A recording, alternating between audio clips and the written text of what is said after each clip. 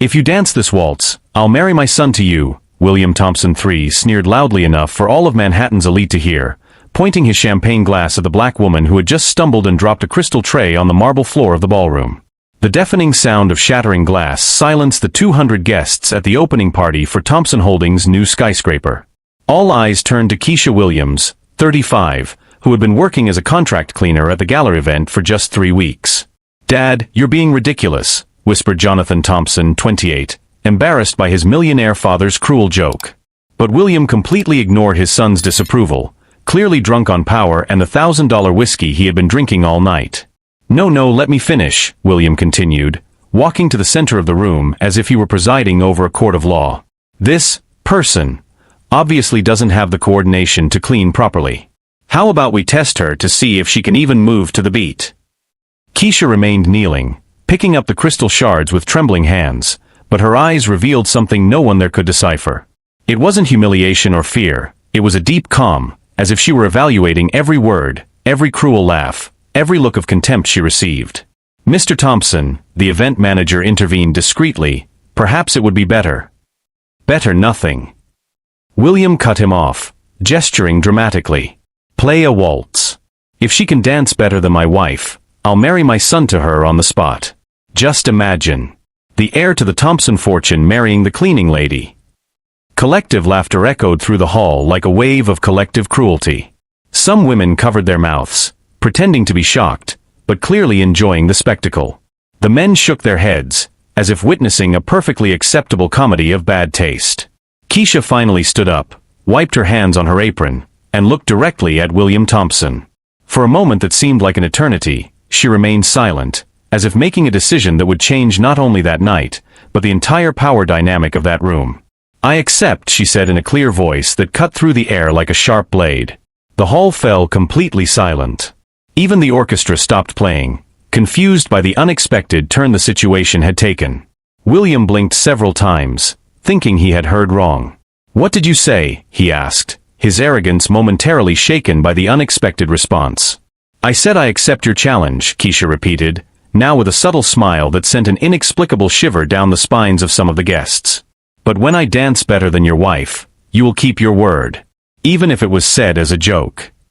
At that moment, while everyone mocked and laughed even louder, thinking they were witnessing the biggest embarrassment of the decade, no one noticed the familiar gleam in Keisha's eyes, the same gleam that had once mesmerized audiences on some of the world's most prestigious stages, before a single night of tragedy completely changed the course of her life. If this story of prejudice and twists and turns is piquing your curiosity, don't forget to subscribe to the channel, because what is about to happen in that ballroom will show that underestimating someone can be the most expensive mistake a person ever makes. William's wife, Victoria Thompson, a 50-year-old woman known for her ballroom dancing lessons to Manhattan's elite, approached with a venomous smile. "Darling, do you really think I need to lower myself to compete with this?" she said, gesturing dismissively toward Keisha. "Don't be modest, Victoria," William replied, clearly enjoying the situation. "You won that Club Waltz trophy last year. That should be more than enough for this demonstration." Keisha watched silently, but her mind flew back 15 years, when she was known as Keisha Moreau, principal dancer with the American National Ballet. She remembered the nights when entire audiences rose to their feet in ovation, the reviews that compared her to the greatest ballerinas in history, the feeling of flying across the world's most prestigious stages. It had all ended in one tragic night. A special performance for the political elite, a car accident on the way home, 3 months in a coma, and a cruel awakening to reality. Her legs would never be the same again. The doctor said she would be lucky if she could ever walk normally again. Dance professionally? Impossible. "Jonathan," said William, turning to his son, "go get your camera. I want to record this moment for posterity. The day a cleaning lady tried to pass herself off as a dancer at my event." Jonathan hesitated, clearly uncomfortable. "Dad, this has gone too far. The girl was just doing her job." "The girl," William cut him off sarcastically, accepted the challenge. "And now she's going to entertain us. Or would you rather I tell your girlfriend about that embarrassing situation last week?" Jonathan's face paled. Keisha realized that blackmail was involved, yet another demonstration of the toxic control William exerted over everyone around him. "Put the music on," William ordered the DJ, "and place your bets. $500 for those who bet on my wife to win, $1,000 for those brave enough to bet on the employee. Cruel laughter echoed through the room. Some guests actually began placing bets, treating the situation as free entertainment. Victoria positioned herself in the center of the dance floor, doing a few theatrical stretches to show off her experience.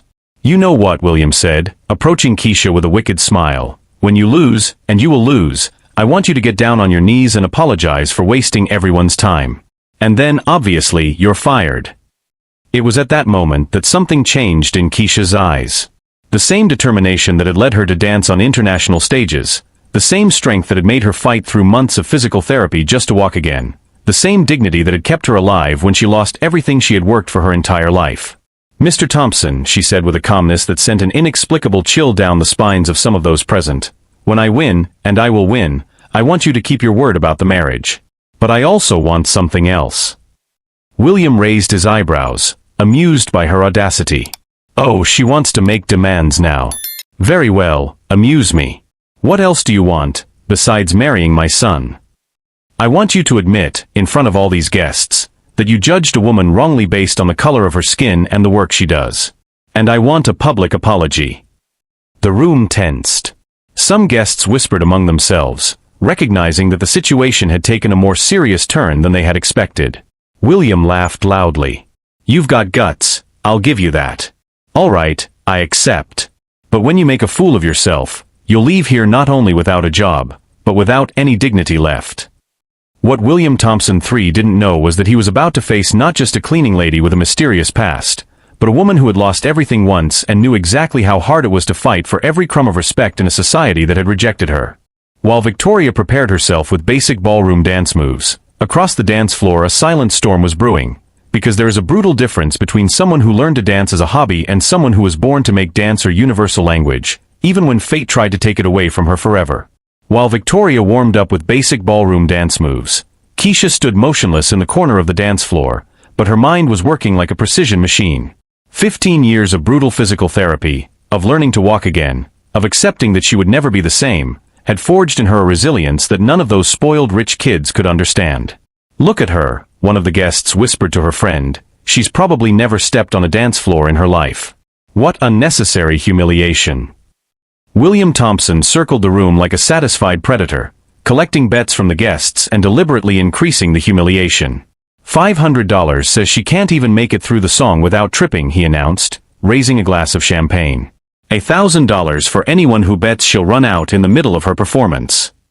Laughter echoed throughout the room, but Keisha noticed something William didn't. His son Jonathan wasn't laughing. In fact, the young man seemed increasingly uncomfortable with the whole situation, shifting uneasily near the wall and avoiding the gaze of the crowd. It was then that she noticed something familiar about Jonathan's face. It wasn't the first time she had seen him. 3 weeks ago, when she started working at Thompson Holdings events, she had noticed a young man who always treated the contract workers with respect, unlike the other executives. It was him. "Miss," said a low voice beside her. Keisha turned and saw a black man in his 60s, wearing the discreet uniform of the building's security team. "I'm Marcus, head of security. I've worked here for 20 years. He approached discreetly, pretending to check something on his radio. "I saw you dance before," he murmured, so low that only she could hear. 15 years ago, at the National Theater. Keisha Moreau, principal soloist. I was security there too." Keisha's heart raced. Someone had recognized her. After all these years of keeping her identity a secret, working in anonymous jobs to survive, someone finally knew who she really was. "I thought you died in the accident," Marcus continued, his eyes revealing a mixture of shock and admiration. "The newspapers said you'd never dance again." "The newspapers said a lot of things," Keisha replied, keeping her voice steady. "Not all of it was true." Marcus nodded slowly. "What they did to you was an injustice.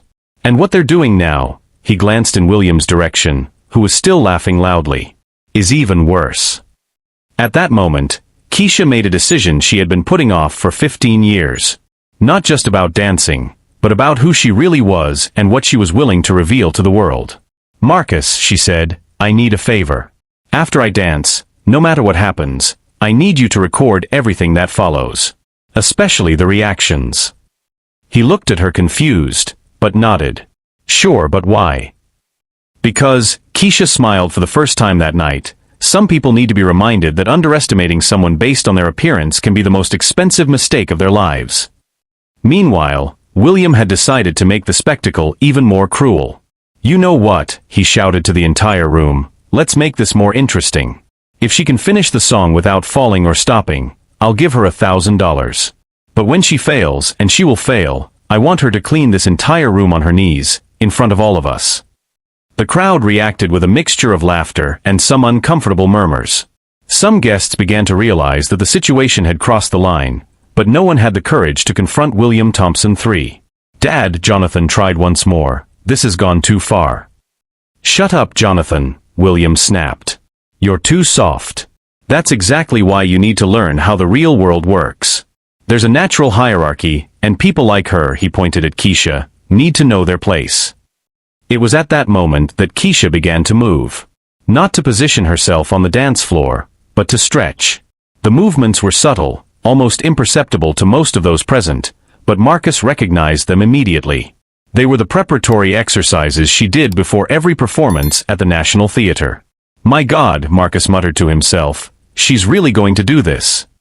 Victoria Thompson, realizing that attention was beginning to turn to Keisha, decided to begin her presentation. Start the music, she ordered. Let's get this charade over with. The DJ, clearly uncomfortable with the whole situation, put on a classical waltz. Victoria began to dance alone, executing competent but predictable ballroom dance moves. She had learned to dance at elite clubs with expensive private teachers, but her technique was clearly amateurish by professional standards.